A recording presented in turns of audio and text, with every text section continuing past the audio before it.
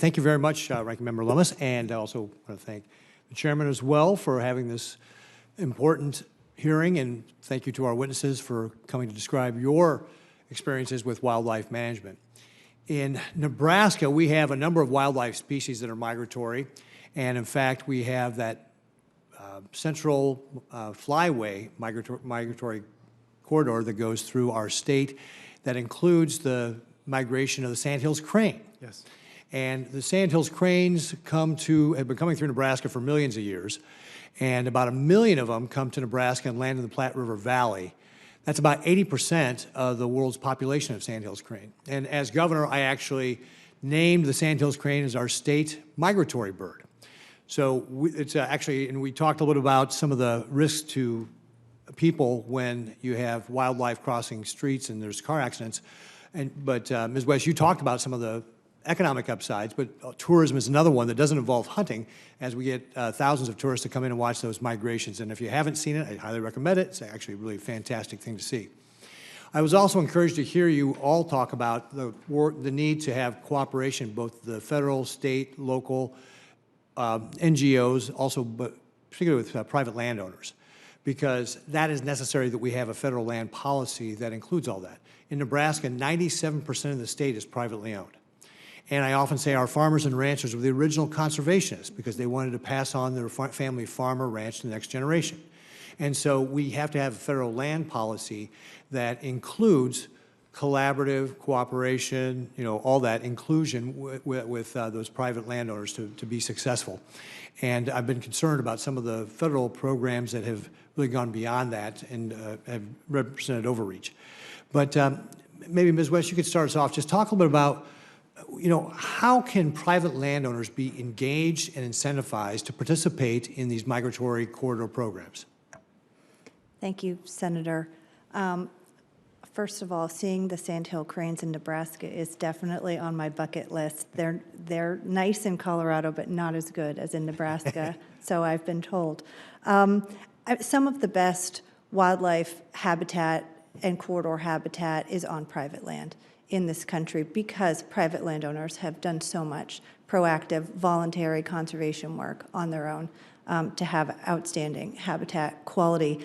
The programs in place now, the discretionary programs started under Secretarial Order 3362, offer a number of avenues for voluntary, sort of private landowner-driven research and funding and conservation opportunity. The program administered by the National Fish and Wildlife Foundation that I mentioned, their Big Game Migration Corridor program, has funded, I will get you the actual number, but somewhere in the realm of 170 different projects on private land for conservation. So that's one opportunity available to private landowners, is to apply to that competitive grant program. Also, a discretionary program at the Fish and Wildlife Service is their Partners for Fish and Wildlife program, which has a long history of working with voluntary private landowner incentives to fund conservation projects. They've received about $3 million since the secretarial order was signed 5.5 years ago. So that's another opportunity. And then the USDA pilot program that we've been talking about is an opportunity for private landowners to access a variety of existing Farm Bill programs that have eligibility, specifically if you are in good quality or marginal quality migratory habitat for big game and want to access those programs. Great, thank you, Ms. King. Ms. West. Mr. King, so talk to me a little bit about, with your corridor program, a couple things. How has the state had an opportunity to participate with the federal government and private landowners on this? And what do you do when you've got conflicting priorities with a land corridor and private property use? How have you handled some of those priorities and the differences and conflicts and resolved them? Senator, thank you for that question. So Wyoming's been very fortunate in that we have tremendous landowner support. We have landowners whose property, they recognize the value of the ecological functions that they provide on their property. So we've been able to partner closely with them, and some of our leadership was recognized early on. And so, for example, the USDA came to us and offered the opportunity to create a pilot program wherein the power of USDA programs could be well matched with what the state was already doing. That pilot program has been proven to be tremendously successful. I think some of the things that we've learned from that is that those programs need to be adaptable and agile and be implemented quickly to benefit landowners.